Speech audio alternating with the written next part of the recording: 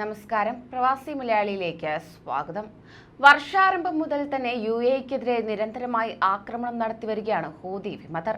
ഇതിനെതിരെ കടുത്ത നടപടികൾ സ്വീകരിക്കുമെന്ന മുന്നറിയിപ്പ് നൽകിക്കൊണ്ട് അമേരിക്കൻ സൈന്യം രംഗത്തെത്തുകയുണ്ടായി. സൗദിക്കെതിരെ നിരന്തരമായി ആക്രമണം നടത്തിവന്നിരുന്ന ഇവർ UAE-യെയും ലക്ഷ്യം വച്ചപ്പോൾ കടുത്ത അമർഷമാണ് ഗൾഫ് രാഷ്ട്രങ്ങളിൽ ഉയർന്നത്. ഇപ്പോഴിതാ വീണ്ടും ഏവരെയും ഞെട്ടിച്ചുകൊണ്ട് സൗദി അറേബ്യയ്ക്ക് നേരെ യമനിലെ ഹൂതി വിമതരുടെ ആക്രമണം. 12 പേർക്ക് പരിക്കേറ്റതായാണ് റിപ്പോർട്ട്. എല്ലാവരും വിദേശികളാണെന്നാണ് റിപ്പോർട്ടുകൾ. ഇതിൽ ഇന്ത്യക്കാർക്ക് പരിക്കുണ്ടെന്നാണ് അനൌദ്യോഗിക വിവരം.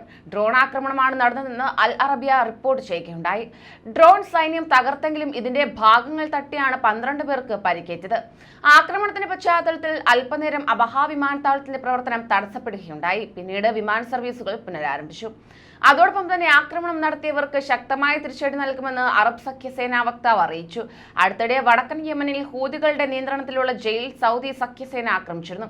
ഇതിനുള്ള മറുപടിയായി ഹൂതികൾ UAE ആക്രമിക്കുകയുണ്ടായി. ഇതിനുശേഷം UAE-ക്ക് നേരെ ആക്രമണം നടന്നിരുന്നു. ഹൂതികൾക്കെതിരായ നീക്കത്തിൽ സൗദി അറേബ്യയ്ക്കൊപ്പം നിൽക്കുമെന്ന് അമേരിക്കൻ പ്രസിഡന്റ് ജോ ബൈഡൻ പ്രഖ്യാപിച്ചതിന് പിന്നാലെയാണ് പുതിയ ആക്രമണം എന്നതും അറിയേണ്ടതാണ്. അതേസമയം ജോ ബൈഡൻ സൗദി രാജാവ് സൽമാനുമായി ഫോണിൽ സംസാരിച്ചതായും റിപ്പോർട്ടുകളുണ്ട്. ഹൂതികളുടെ ആക്രമണത്തിൽ സൗദിക്ക് എല്ലാവിധ പിന്തുണയും നൽകുമെന്നും അദ്ദേഹം ഉറപ്പു നൽകിയിരുന്നു.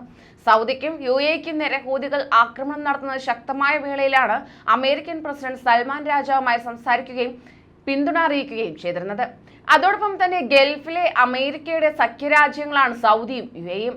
2 രാജ്യങ്ങളും ഭീഷണി നേരിടുമ്പോൾ അമേരിക്ക നോക്കി നിൽക്കില്ല എന്ന സന്ദേശമാണ് ജോ ബൈഡൻ ഇപ്പോൾ നൽകുന്നത്. UAE-യെ സഹായിക്കാൻ പടക്കപ്പലുകളും യുദ്ധവിമാനങ്ങളും അയക്കാൻ അമേരിക്ക തീരുമാനിക്കുകയുണ്ടായി. UAE കിരീടാവകാശി മുഹമ്മദ് ബിൻ സായിദ് അൽ നഹ്യാന്റെ സഹായ അഭ്യർത്ഥന പരിഗണിച്ചാണ് അമേരിക്കയുടെ ഈ തീരുമാനം. ഷെയ്ഖ് മുഹമ്മദും അമേരിക്കൻ പ്രതിരോധ സെക്രട്ടറി ലോയിഡ് ഓസ്റ്റിനും തമ്മിൽ ചർച്ച നടത്തിയിരുന്നു. അമേരിക്കൻ യുദ്ധക്കപ്പലായ USS കോൾ UAE നാവികസേനയുടെ ഭാഗമായി ഇനി പ്രവർത്തിക്കുമെന്നും ഇവർ അറിയിക്കുകയുണ്ടായി.